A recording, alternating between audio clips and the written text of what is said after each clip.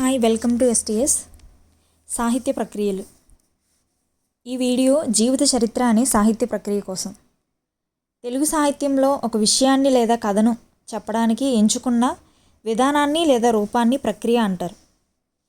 జీవిత చరిత్ర అనేది ఒక వ్యక్తి యొక్క సమగ్ర జీవిత వృత్తాంతం. అంటే ఒక వ్యక్తి పుట్టిన దగ్గర నుంచి మరణించిన వరకు మధ్యలో జరిగిన ముఖ్యమైన సంఘటనలన్నీ కూడా జీవిత చరిత్రలో వివరంగా రాస్తారు. తెలుగులో జీవిత చరిత్రలకు ఆద్యుడు కందుకూరి వీరేశలింగం. విక్టోరియా రాణి జీసస్ చరిత్ర, ఆంధ్ర కవుల చరిత్ర, రాజారాం మోహన్ రాయ్ చరిత్ర ఈయన రచనలు. రాళ్లపల్లి అనంతకృష్ణ శర్మ వేమన చరిత్ర రాశారు. గుర్రం జాషువా క్రీస్తు చరిత్ర, నేతాజీ బాపూజీ చరిత్రలను రాశారు. క్రీస్తు చరిత్ర పద్య రూపంలో రాశారు.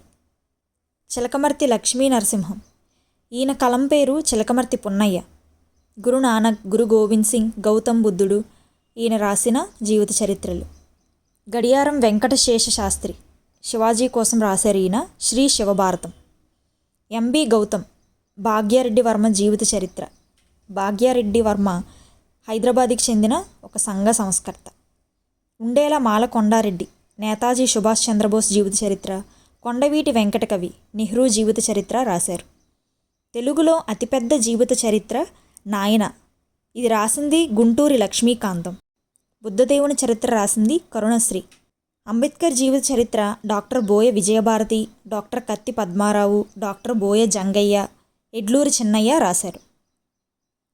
తెలుగులో ఎక్కువ జీవిత చరిత్రలను రాసిన వారు Gorrepati Venkata Subbaiah.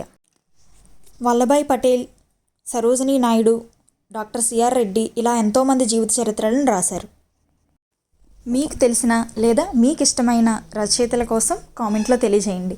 Thank you for watching.